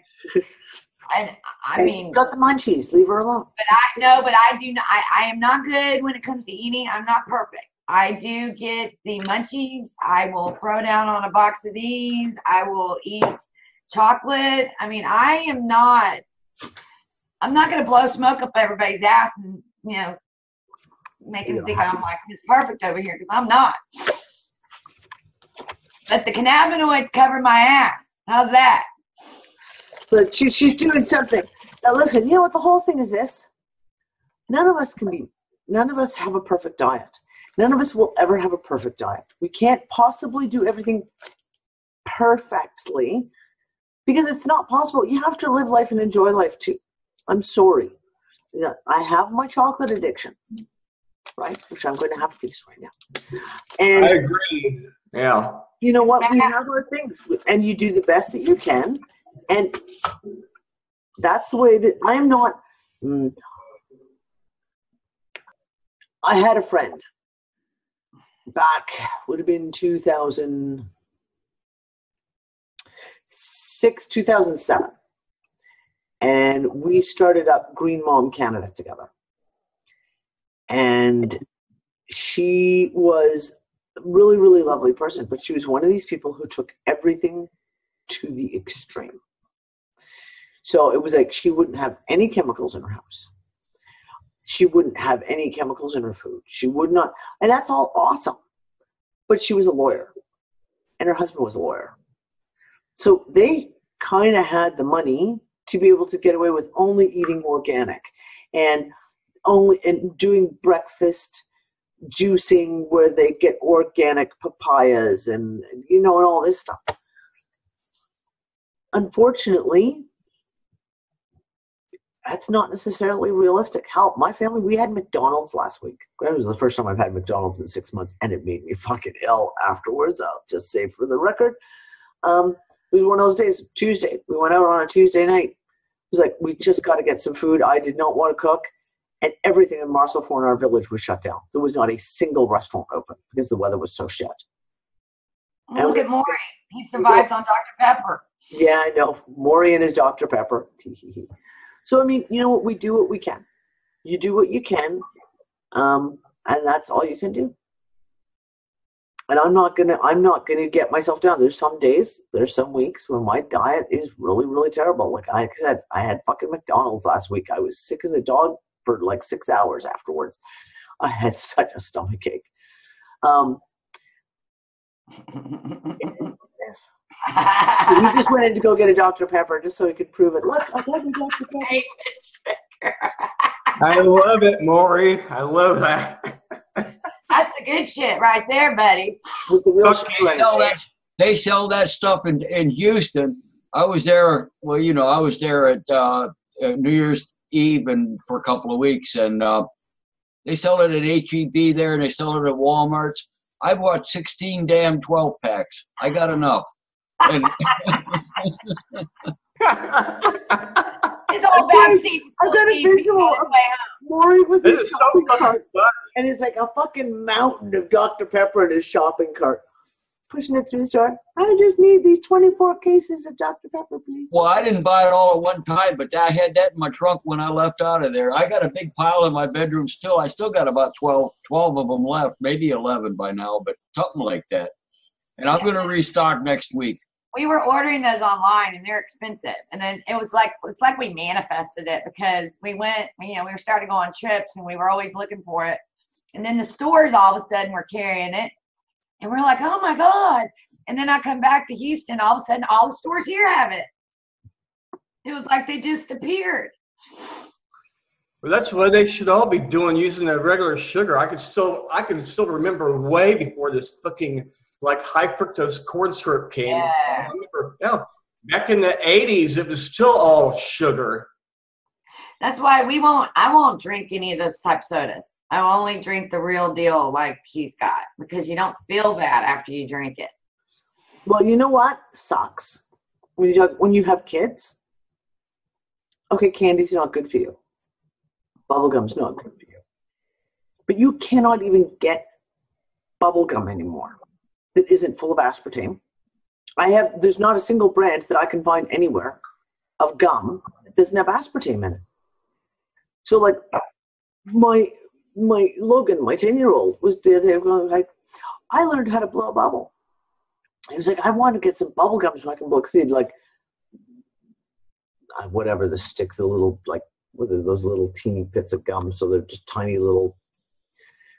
And he was like, oh, I want to learn how to blow. And so Nick and I were regaling the kids with stories of how you get that Hubba Bubba bubble gum or Bubblicious, and you have so much in your mouth you could barely chew it, and you blow a bubble, it would be this big, and it would pop it, it would get in your hair, and they're like, you want to do that? I'm like, no, sorry, because it's all got freaking aspartame chemical fucking goo in it. You can't even get your kids a sugar. Give me some sugar. Just give me some real gum with actual fucking sugar in it.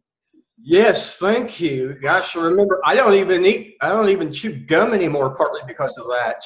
Oh, it's like I can remember chewing a lot of gum, and I like even in maybe 80s, I remember chewing a lot, quite a bit of gum. Bazooka even.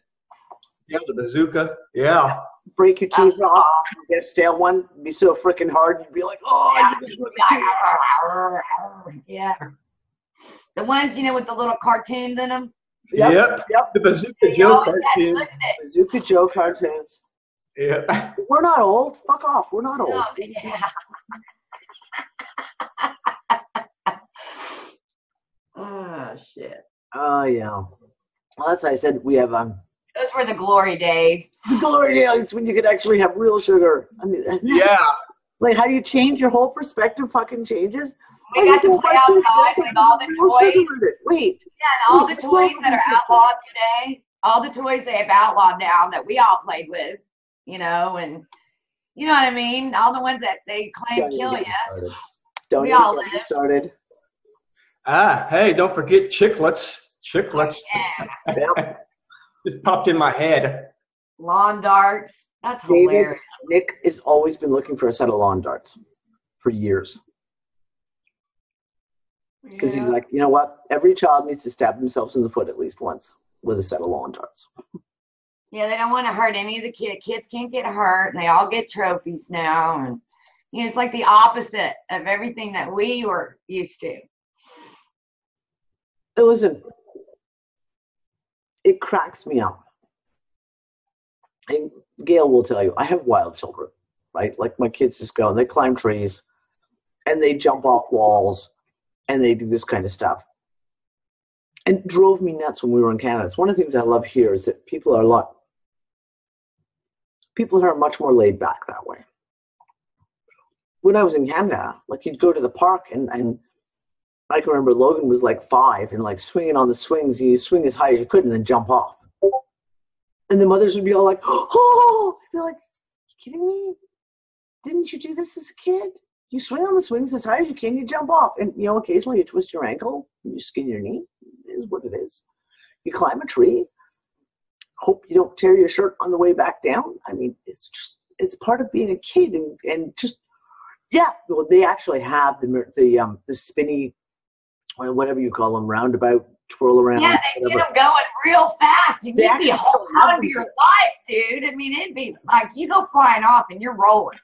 Oh, yeah. And when you were a kid, it was like you'd get the fastest runner in the schoolyard. The 2 fastest kids. I was one of the fastest kids. So I was always one of the kids on the outside who'd be running the biggest. And it was like, can you get it to the point that people fly off? And we take right? Because if you had 10 kids on the spinny thing, and if you could spin it and get 5 of those kids to fly off, then you got 5 points. Because you got it so fast that 5 kids fell off. Yeah, and you just remind me of something, Danny, when you were saying that. It makes me think of Carl and George when does a kid ever get to be a kid again? Because of all these people who are constantly, these professional people, these parents, you know, that, like you said, that, yeah. I know people like this. It's like, yeah, they got their child dragging them all over into sports and shit. It's like, they never let it, just like, leave them be. Unfortunately, that is the way it is here. The kids here, even if I wasn't a homeschooler, I would never allow my kids to go to school here, because they go to school from 7:30 in the morning till 1:30 in the afternoon, or 2:30 depending on their age.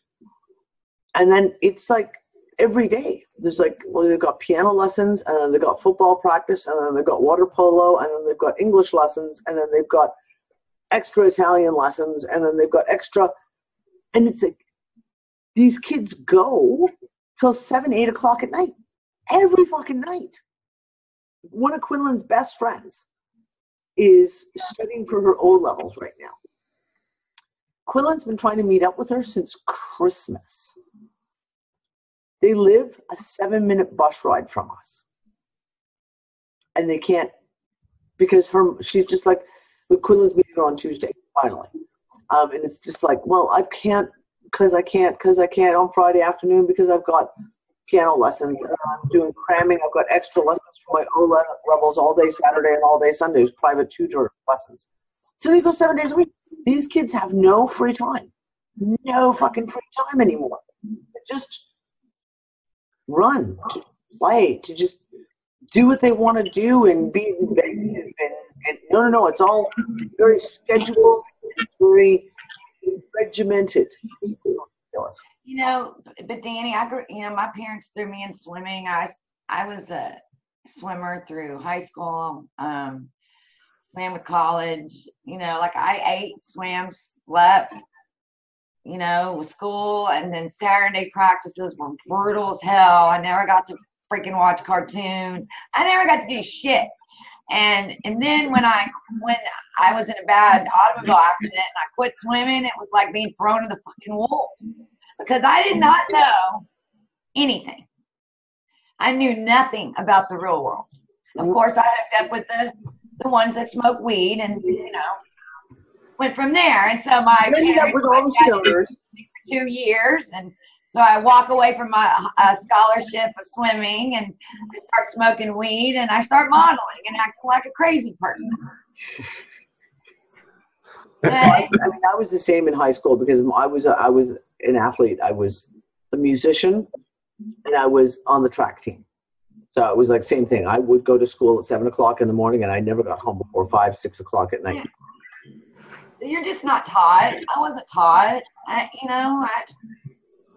Yeah, John, I see you. Just never mind. I know. I just looked at the time myself and went, holy fuck, it's been 2 hours already. Over 2 hours. Holy shitballs. Yeah, just over 2 hours. Yeah, could be worse. You see, I came on and I said to John, this show is going to be a half hour long. because there's no way I'm going to be able to make it through. My throat is so there you go. You know why that happened, don't you, Danny? Why? Because you started out talking about all the horror stuff that was pissing you off. And then about halfway through, maybe 3/4 through, we as a group started talking about shit we like. Yep. Everybody started smiling, sharing stuff, of stuff we like. What? And time just flew by. It seemed like it just was not happening. Because we're talking about stuff. There's a point to that I really wanted to make anyway, which is when we focus on what we like, everything goes well. When we start focusing on the shit we don't like, which is not generated by us, but by what we hear about, see, and all of that kind of thing, it's a downer.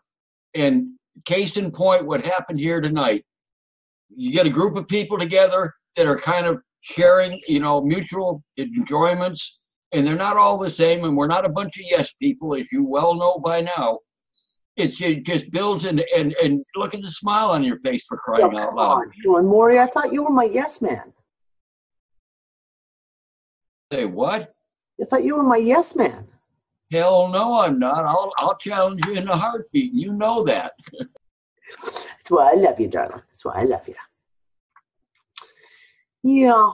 You've never heard me and Maury go at it, Danny. You would be on the floor dying laughing. No doubt. No doubt. It's funny. One day I'll make it over to I met my match with her, but my God, I won't lay down for her. I'll tell you that. No, he don't lay down for shit, Danny. On a good argument. Well, we need all this laughter anyways. We need more of it. It's like, if you get yourself being cynical too long, like your awareness, if you're become unaware that you become cynical too long, it's like, what the fuck am I doing? I got to get out of this state of being, even if where I live, my apartment, I've got bed bugs still, and I'm dealing with those. So, yeah. Diatomaceous earth. What's that, Danny? Diatomaceous earth. It is it's still in my brain. It's one thing that someone else reminded me of. I forgot about that, and it's like, I'm like, I'm just glad I have some control of myself, because you could go fucking stir shit crazy with all this. Yep, I hear you. Yeah, with everything that's going on, plus, like, if you're living in some conditions you don't really like, that you've been in worse, it's like, I'm just glad I don't have a family, and I never did. I would have really fucked it up. I think I've had to, think about all this stuff. It's like, just glad I've been able to, what do you call it? Like, even when you get pissed off in your head, when you want to lash out, like, maintain that. It's called being more balanced. Yeah, Dawn. Yeah. It's a pain in the ass, or a pain in the arse, whatever. I mean, it's just having to, yeah. And I guess, obviously, if you got caffeine almost constantly going through your bloodstream, probably don't help it. It's like, fuck it. I like coffee and cola. I've always have. And dark chocolate with all the caffeine it's got in it. It's like, fuck it. Listen, Star, I got to say to you direct. It happens all the time to all of us. How you respond to it makes all of the damn difference in the world. And you have control of that unless you give it away. But you got to know that you have internally the power, you have the will, you have all the tools contained right within you to turn that worm and make a silk purse out of a sow's ear if you so choose. And once you realize that is a reality in your life, you can start doing something about it in a real way. And you can change that's all it takes is an attitude change. And you do have the power for that. I do want to tell you that direct. And it's only one choice away. And that's the beauty of it. Because everything is choices. And so with each new choice, you open up a whole new world of possibilities for yourself. That's just it, Dawn. Yeah, what you were just saying is it made me think of the whole in the now thing. It's like when you're hard to stay focused, like, and there's probably a lot of people like this that are aware. I mean, no doubt we're not fully conscious. If we were, things would be different. If we were really fully conscious, I'm sure everything would be different. It's like, so yeah, I'm like just being in the now and maintaining the awareness of that itself. Yeah, that's well, like you were saying, Danny, before. Like, you know, it's true with a lot of people. It's like it's kind of a lifelong struggle for a lot of people. It's like, you have to read, you have to learn, deprogram. What you've programmed. Yep. Yeah. Deprogramming is that's a real challenge. But yeah, who said it was going to be easy? Yeah, who said it was going to be easy? Just know that you have the power. You do have the power. You're not going to be overwhelmed, despite what the motherfuckers tell you every day, every which way to China. You have the power, and as soon as you claim it for yourself, it's yours. And then you start doing something about it. You don't just say, "Oh, I got it. Now I'm going to lay back and eat some more of them Doritos or whatever." Yeah. Well, and when you start unprogramming, then you can start defining your own game and laying out the rules of what you represent. See, and you get to walk in your own game and before you were walking in another's game. You see, as your consciousness grows, your awareness exceeds consciousness. It sometimes pulls, depending on your experiences.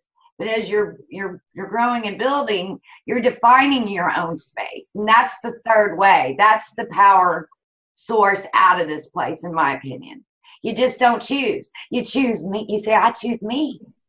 Yeah. Love me. I'm going to do this for me.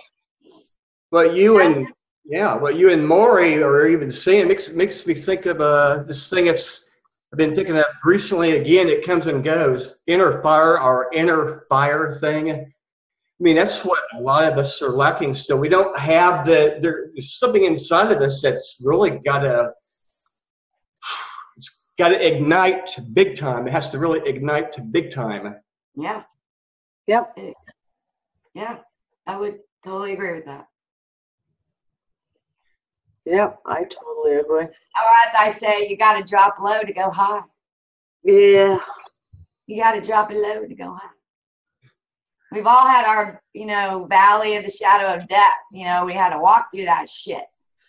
Drop low, and then bam, right up. Actually, that's a good way to put it, Dawn, because I even call it like walking through fire. It's like you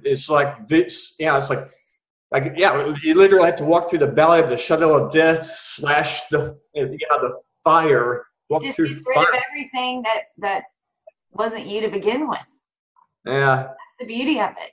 You don't look at it that way at the time because it's traumatic. But, it's meant so that you don't go back. You don't want to go back. That doesn't feel too good. Yeah. I'm not going back there. Now that despite Gail, it feels like treacle some days. Or as we would say in North America, it feels like molasses some days. Well, I think as things switch around you too, you get into these periods of being very quiet because it's like your whole being is like an in-between. You keep moving, and you have these moments. And before I used to kind of be like, I didn't know what to do with myself. It freaked me out a little bit. I was bored. I'm like, is this it? Because this sucks balls. Okay? Then I realized. I think I used that expression this week too. I was like, this suck balls. I'm done. Suck balls. But then I'd move past that little, and then I'd be in the next level, and I'd be like, oh, okay. So you come to kind of know. And that's a good sign, too, when you hit one of those. Now you're like, oh, okay. Yeah, that bored thing that you just mentioned, that I don't know what the fuck I'm doing, which I kind of don't. That's part of the bored thing. I'm like, what the, it's like I tell myself this motivation thing and focusing with me. It's like having scrambled eggs in your head. Yeah. Quote something that Brandy Morgan's posted on Facebook. He's joking about the eggheads who complicate things.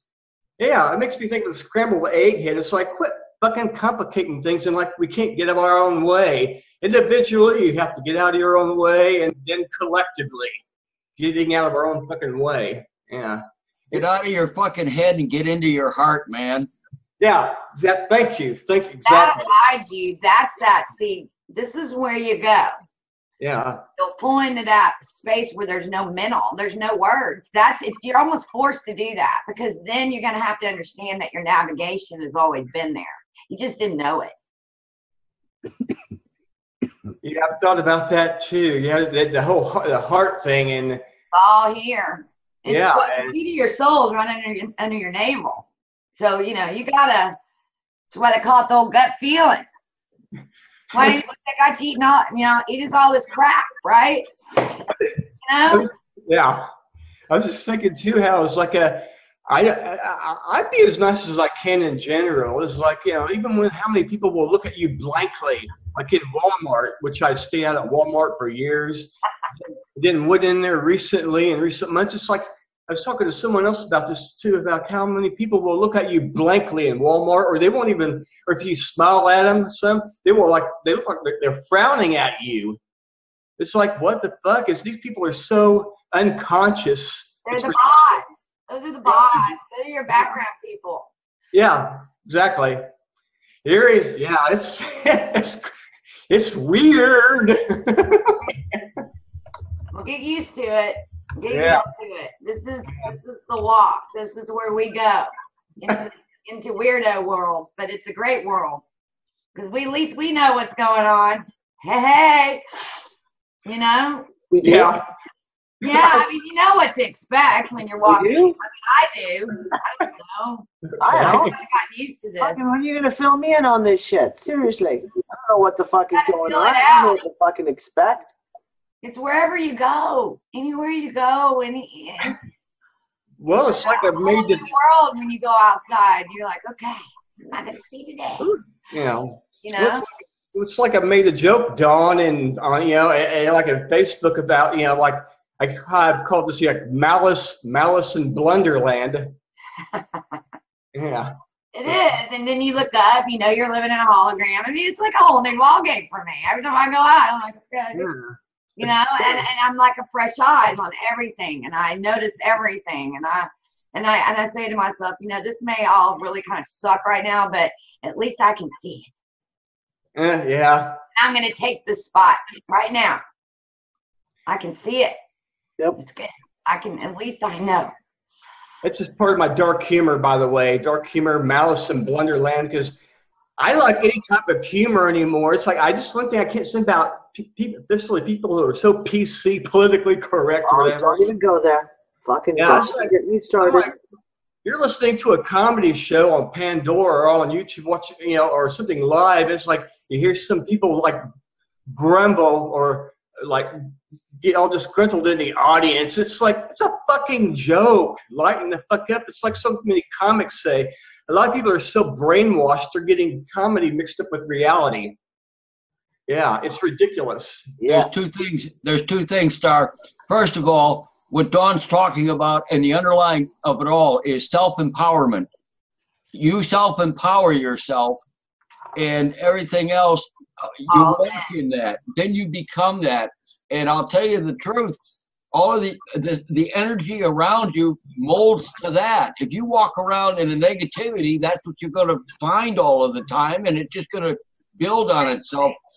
You change that, and it doesn't matter what happens. And you also find things, we hear the words coincidence and synchronicity and all that shit. Those are just anagram words for how it really works. You get yourself into a flow. It really does work that way, but you got to actually accept that it's real, not just hope that it's real. And I'll try it a little while, and then I'm going back to what I used to be because I'm not really committed and shit. This is a full immersion thing. But once you do it, I'm telling you, the fruits will make themselves known, literally. But you got to freaking do it on your own. You can't let somebody else do it for you. Well, and you learn to run by not always with the eyes. It's, we're taught with the eyes here in this reality. It's here.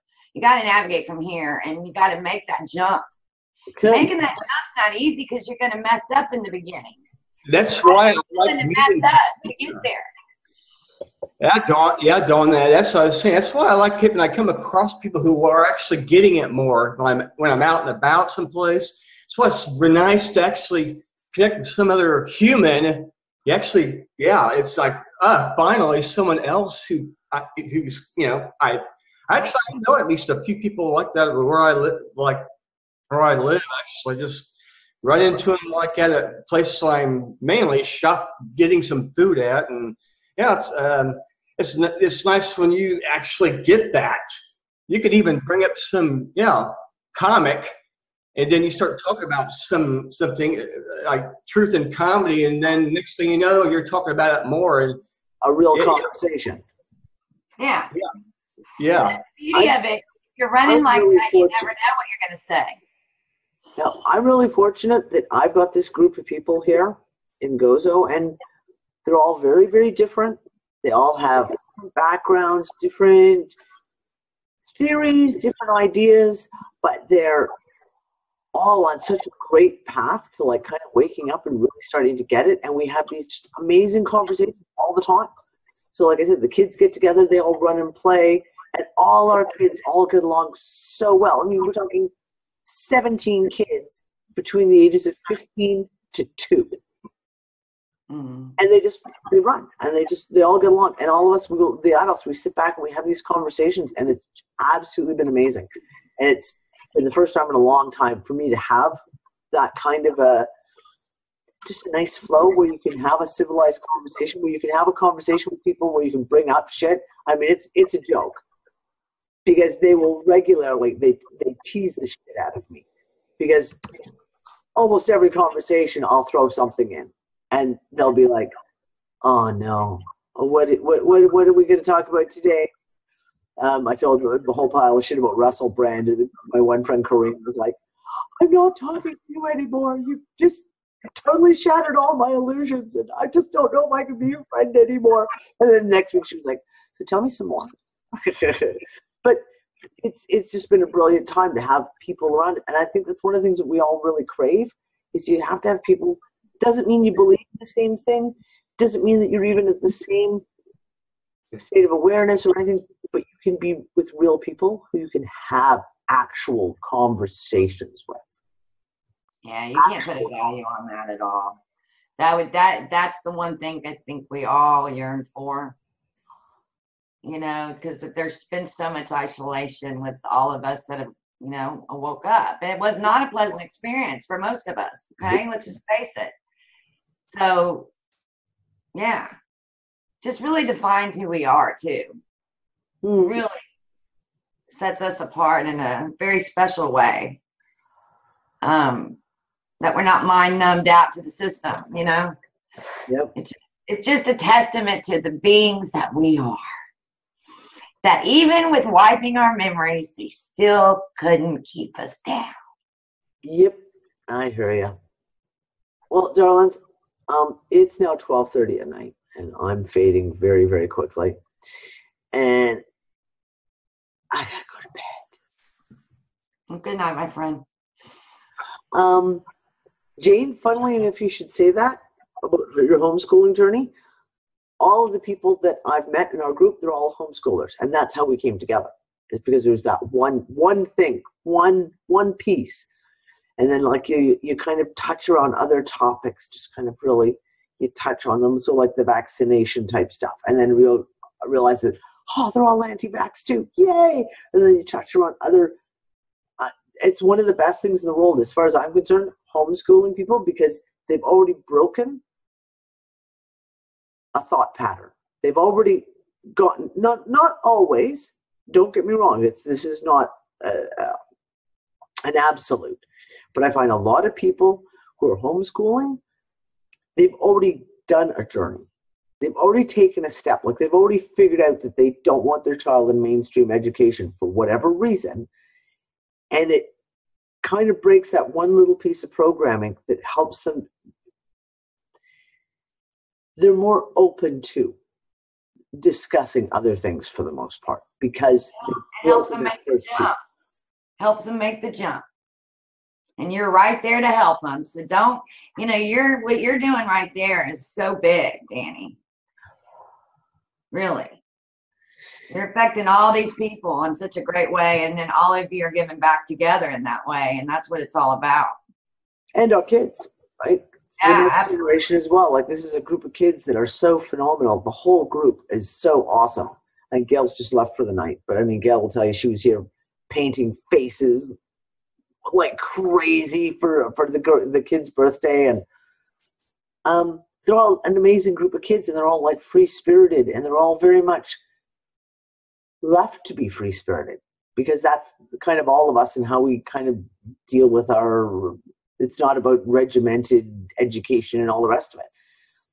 And all different categories. I mean, like I said, we're all very, very different people, and we all have very different beliefs, and we all have very, very different ways of looking at things. But we're passing it down to the next generation, and that's huge as far as I'm concerned. That's probably one of the greatest pieces of it. Randy was funny yesterday. You remember Maury when he said, Maury goes, oh, there's, so many people on the call. And compared to 7 billion on this planet, there's not that many of us. Randy goes, we may be all there is left. Yeah. We may be all there's left. And trust me, we have those conversations here too. It's okay. I'm just slowly going to start pulling everyone into go. So I'll tell you that. Well, darlings, I got to let you go. I am exhausted. I'm really, really now. I've got no coffee left. I just drank my last sip of coffee in my cup, which means the show has to come to an end because I can't go no coffee. So. And I have to go make more coffee for morning. Shit. Okay. Well, I guess I got to do that too. Okay, guys, I love you. And I will see you guys Wednesday night. Same bat time, same bat channel. And Ben will be with me Wednesday night. He should be here Wednesday night. I'll double verify that. Okay, darlings. Say good night. Good night. Good night, Chica. That's one small step for man.